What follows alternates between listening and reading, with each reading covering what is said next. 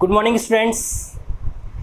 सन city study point YouTube channel में मैं आपका बहुत बहुत स्वागत करता हूं। आपने पिछले वीडियो में देखा, मैंने आपको टेंस टॉपिक स्टार्ट करवाया था, क्योंकि उसमें मैंने आपको affirmative sentence, negative sentence, interrogative, interronegative, ये सारी टाइप ऑफ सेंटेंस मैंने आपको बताए थे। प्रेजेंट टेंस स्टार्ट कर चुके थे। प्रेजेंट टेंस में मैंने आपको प्रेजेंट सिंपल बताया था। प्रेजेंट सिंपल में मैंने आपको हिंदी की आईडी और इंग्लिश की आईडी बता दी थी। और आज हम जो टाइप ऑफ सेंटेंस बताए थे उनका स्ट्रक्चरल कंसेप्ट देखेंगे। यानी अगर हिंदी का सेंटेंस हमें पता चल जाए कि आपका गिवन सेंटेंस हिंदी का प्रेजेंट सिंपल का है, तो उसको किस तरह से इंग्लिश में ट्रांसलेट करना है, इंग्लिश में ट्रांसलेट करने के लिए क्या चीज़ करेंगे, तो उसका एक स्ट्रक्चर होता है। जैसे हम जब भी कभी घर बिल्डअप करते हैं तो सबसे पहले उसका मैप क्रिएट किया जाता है। मैप क्रिएट करने के बाद उसकी टीपीसी या वगैरह जो भी कंस्ट्रक्शन होता है वो क्रिएट करके फिर मकान बनाया जाता है। तो आपको भी क्या करना है, उसका स्ट्रक्चरल व्यू आपको क्रिएट करना पड़ेगा कि हमें सेंटेंस को इस तरह से कंसिडर करना है। ओके, देखिएगा, अगर मैं अफर्मेटिव का स्ट्रक्चर बताऊं आपको, तो वो होगा आपका सब्जेक्ट, वर्ब यानी वर्ब की फर्स्ट फॉर्म, उसके साथ एस या ईएस, उसके साथ ऑब्जेक्ट। अब यहाँ पर आपको तीन चीज़ें नई दिखाई दे रही है। क्या? सब्जेक्ट क्या होता है। बात करते हैं सेंटेंस के सब्जेक्ट की। सब्जेक्ट क्या होता है, यस देखिएगा ध्यान से। सब्जेक्ट में बताना चाहूँगा, कोई भी अगर आपको गिवन सेंटेंस है उसमें जो काम करने वाला होता है वो हमेशा सेंटेंस का सब्जेक्ट कहलाएगा।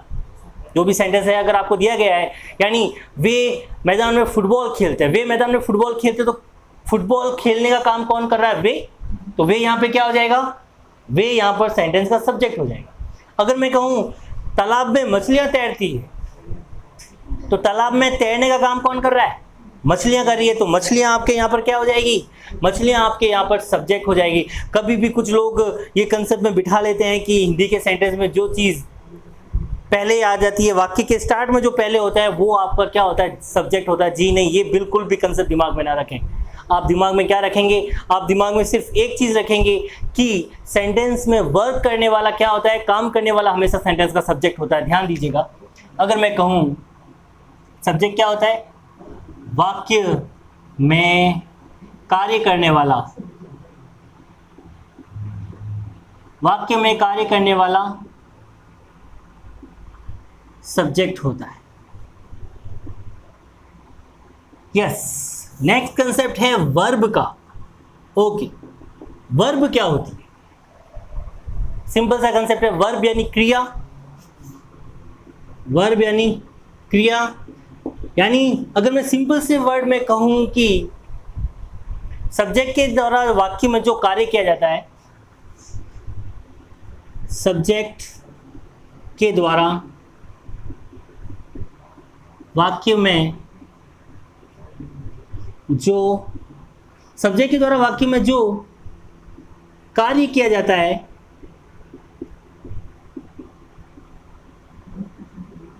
वही क्या होगा?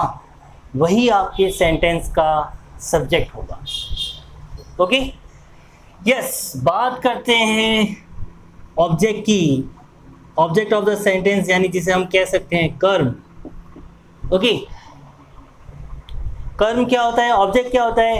यानी कर्ता के कार्य करने का फल जिसके ऊपर पड़ता है। सब्जेक्ट, सब्जेक्ट के कार्य करने का फल, सब्जेक्ट के कार्य करने का फल जिस पर पड़ता है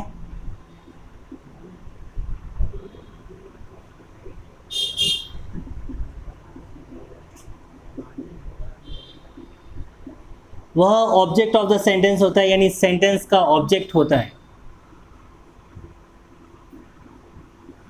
समझ रहे हैं आप मेरी बात को? क्या बोला? ऑब्जेक्ट क्या होता है? ऑब्जेक्ट सब्जेक्ट के कार्य करने का फल जिसके ऊपर पड़ता है वही क्या होगा? वही सेंटेंस का ऑब्जेक्ट होगा। सिंपल से वे में कहूँगा, मैं अगर कोई भी सेंटेंस दिया गया है, ऑब्जेक्ट आइडेंटिफाई करने का एक तरीका बता रहा हूँ सिंपल सा। सेंटेंस के अंदर अगर कोई सेंटेंस दिया गया है, अगर उससे क्वेश्चन पूछा जाए क्या या कौन, ओके, क्या या कौन, किसी वाक्य में क्या या कौन का जो आंसर होता है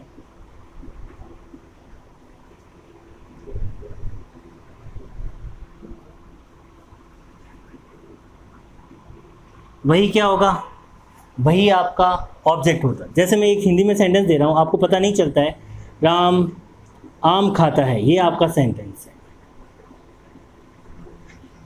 ओके। अगर मैं यहाँ पे क्वेश्चन पूछ लूँ राम क्या खाता है, तो क्या का आंसर क्या आएगा, आम, तो आम ही आपका क्या होगा, यहाँ पर ऑब्जेक्ट ऑफ द सेंटेंस होगा, ओके, क्लियर। तो इस तरह से आपको सेंटेंस में ये तीन चीजें ध्यान रखनी है, सेंटेंस का सब्जेक्ट क्या होता है, ऑब्जेक्ट क्या होता है और वर्ब क्या होती है। चलिए आगे चलते हैं हम इस कंसेप्ट के ऊपर, जो अफर्मेटिव का स्ट्रक्चर मैंने लिख रखा है, ध्यान दीजिएगा। यस, ये आपको सब्जेक्ट बता चुका हूं, वर्ब बता चुका हूं और ऑब्जेक्ट बता चुका हूं। अब ध्यान दीजिए, यहां पर जो वर्ब है वो यहां पर तीन तरह के कंसेप्ट लिए। पहले तो वर्ब की फर्स्ट फॉर्म, दूसरा वर्ब की फर्स्ट फॉर्म के साथ इसको एक तरह से यहां से ऐसे लिख लीजिएगा,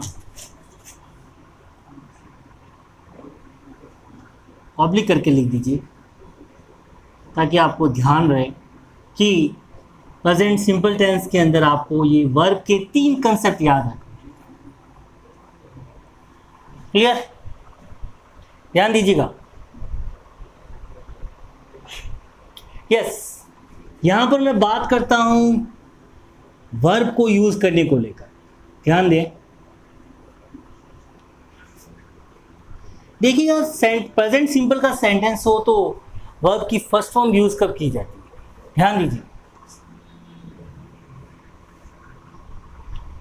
वर्ब की फर्स्ट फॉर्म आपको उस समय यूज करनी है जब सेंटेंस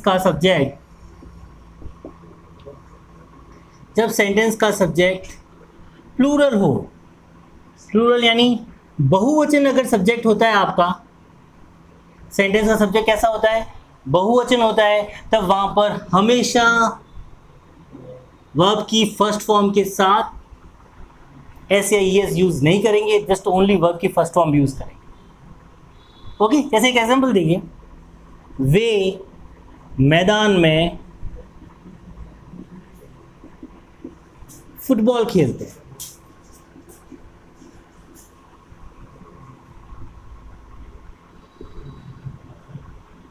यस, ध्यान दीजिए, वे को इंग्लिश में क्या बोलते हैं, दे। यस, अब यहां पर वर्ब ध्यान दीजिएगा, वर्ब क्या है, वर्ब हमेशा हिंदी की पहचान के साथ जुड़ी हुई होती है। हिंदी के सेंटेंस में वर्ब हमेशा, जो हिंदी की पहचान हमने प्रेजेंट सिंपल की पढ़ी थी, वो हिंदी के सेंटेंस में वर्ब के साथ ही जुड़ी हुई होगी। तो खेलना यहाँ पे वर्ब है, तो खेलने को इंग्लिश में बोलते हैं प्ले। अब यहाँ पर ध्यान दीजिए, एक यहाँ पे V1 यूज होता है, एक V1 के साथ S यूज होता है और एक V1 के साथ ES। मैंने यहाँ क्या बता रखा है, जब आपका सेंटेंस का सब्जेक्ट प्लूरल यहाँ पे दे है ऑलरेडी, इसलिए यहाँ पर क्या यूज करेंगे, ओनली V1 यूज करेंगे, यानी प्ले ही यूज होगा। तो क्या सेंटेंस बनेगा, दे प्ले फुटबॉल। अब एक चीज यहाँ पे एक छोटा सा कंसेप्ट और आ गया कि यहाँ पर ऑब्जेक्ट दो आ गए, यहाँ पर फुटबॉल भी एक ऑब्जेक्ट है और मैदान भी एक ऑब्जेक्ट है। तो आपको पता करना है कि पहले कौन सा यूज करें।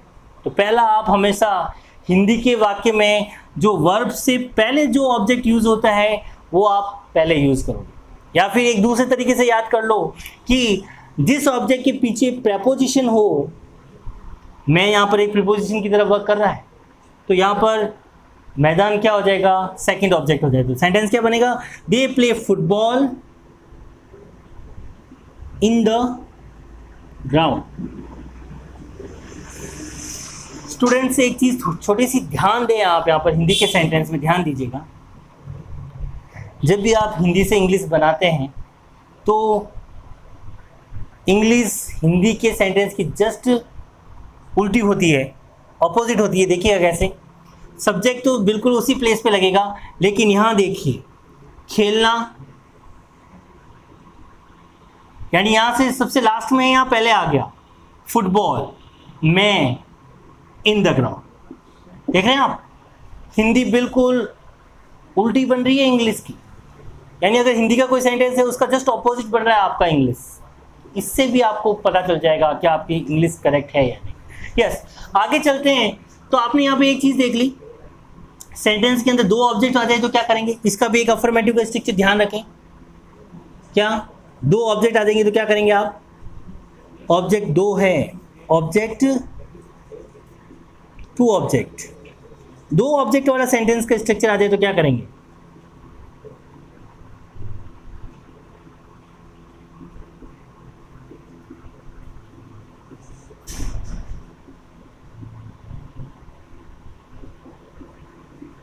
देखिएगा सेंटेंस में अगर दो ऑब्जेक्ट आ जाए तो सबसे पहले आपको वर्ब के बाद फर्स्ट ऑब्जेक्ट लगाना है।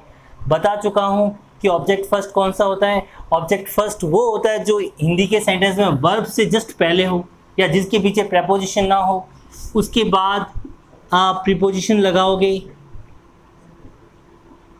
और उसके बाद ऑब्जेक्ट सेकंड। ऑब्जेक्ट सेकंड को आइडेंटिफाई करने का तरीका मैं बता चुका हूं। ऑब्जेक्ट सेकंड में क्या होगा, ऑब्जेक्ट सेकंड में आपके प्रीपोजिशन ऑब्जेक्ट के जस्ट पीछे होगी, जैसे यहां पे मैं आई।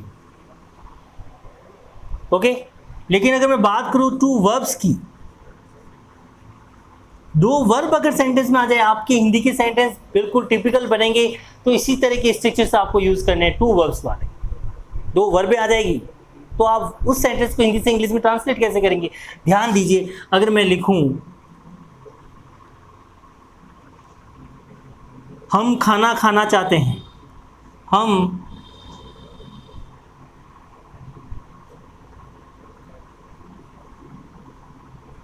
खाना, यहाँ पे खाने का मतलब है भोजन, ताकि आप कंफ्यूज ना हो। हम खाना खाना चाहते हैं, आपका गिवन सेंटेंस ये है। ध्यान दीजिएगा, दो वर्बें आ रही है, एक तो ये खाना यानी ईट और एक चाहना यानी वांट।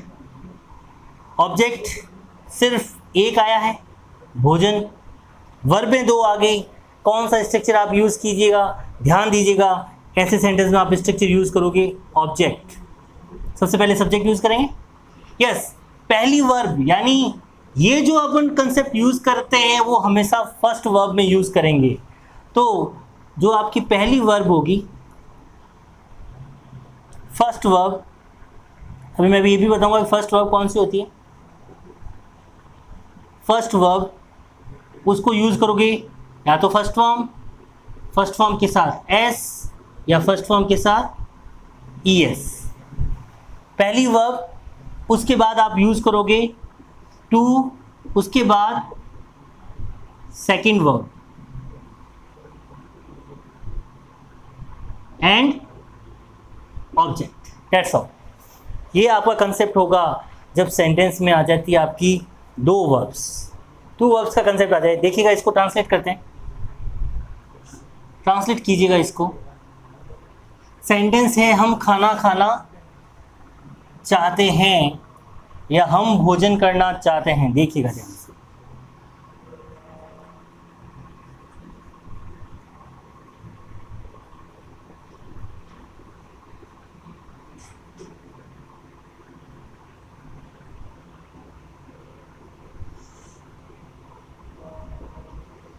यस, मैंने अभी आपको एक चीज बताई थी कि जो वर्ब होती है वो हिंदी के सेंटेंस में हिंदी की पहचान जो होती है उस पहचान के साथ में वर्ब जुड़ी हुई होती है। तो यहाँ पर देख सकते हैं आप, चाहते हैं में ते हैं, आपके प्रेजेंट सिंपल की पहचान है और ये जुड़ी हुई है आपके चाहने के साथ। यानी ये वर्ब होगी आपकी फर्स्ट, ये पहली वर्ब होगी आपकी, और खाना यानी ईट ये आपकी होगी सेकंड वर्ब, ये आपकी फर्स्ट वर्ब। यस, ये सेंटेंस था हमारा, हम भोजन खाना चाहते हैं या हम खाना खाना चाहते हैं। तो इस सेंटेंस में ध्यान दीजिए, यहाँ पर दो वर्बें आ रखी है। पहली वर्ब कौन सी होगी, जिसके साथ टेंस की हिंदी की पहचान जुड़ी हुई है। ता है, ते है, ती है, ये प्रेजेंट सिंपल टेंस है आपका। ओके, तो इसकी पहचान जुड़ी हुई है, तो ये क्या होगा आपका, ये आपकी फर्स्ट वर्ब है। और दूसरी वर्ब है ईट यानी खाना, तो ये आपकी क्या होगी, ये हिंदी की फर्स्ट वर्ब के जस्ट पहले आएगी। ओके, तो ये हो जाएगी आपकी दूसरी वर्ब। तो अगर इस स्ट्रक्चर के अकॉर्डिंग अगर मैं सेंटेंस क्रिएट करूं इंग्लिश का, तो वो बनेगा वी।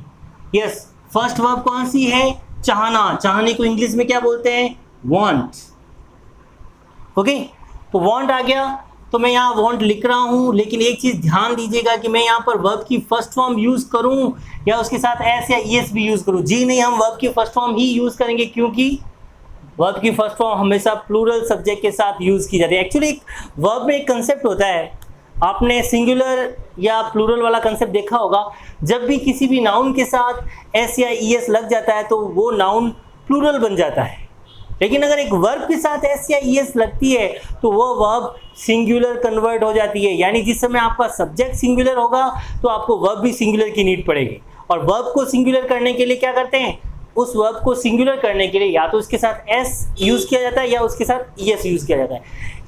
इनडायरेक्टली मैं ये कहना चाहूँगा कि first form of the verb हमेशा प्लूरल फॉर्म में होती है। तो ये यहाँ पर वांट फर्स्ट फॉर्म थी वांट की, लेकिन ये ऑलरेडी प्लूरल है। क्यों प्लूरल है, क्योंकि यहाँ पर वी क्या है आपका, वी आपका प्लूरल सब्जेक्ट है। ओके, यस, वी वांट, यहाँ तक हो गया। बीच में लगाइए टू, जिसको बोलते हैं इन्फिनिटी यूज करना। टू के साथ V1 यूज करने को क्या बोलेंगे, इन्फिनिटी यूज करना। तो ये क्या हो गया, वी वांट टू ईट। अब जो आपके लास्ट में आ चुका है कंसेप्ट फूड का, तो वो लिख दीजिए आप, we want to eat food. Okay, तो ये हो गया आपका पूरा कंसेप्ट। यस, बात करते हैं किसकी, हम वर्ब पे थे, किस तरह से आप V1 यूज करोगे। अब दूसरा कंसेप्ट वर्ब का देखिएगा, दूसरा कंसेप्ट आप वर्ब का देखें।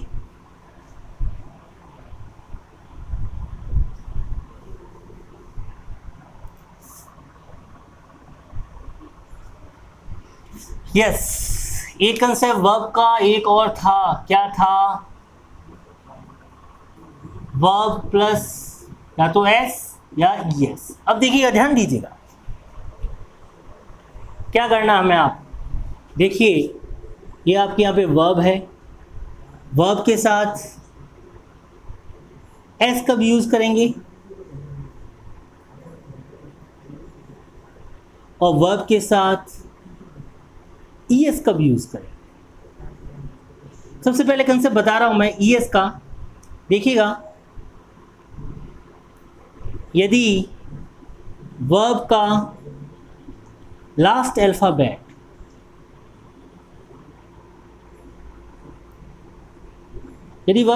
अल्फाबेट क्या हो, S S, C H, S H, X, O या जेड हो, तो वहां पे आप क्या यूज करोगे, वहां वर्ब के साथ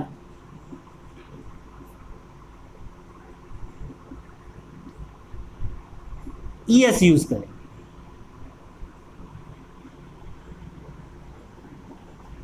बट ये कंसेप्ट के लिए भी कंपल्सरी कंडीशन क्या है, कंपल्सरी कंडीशन ये है कि subject of the sentence singular होना चाहिए।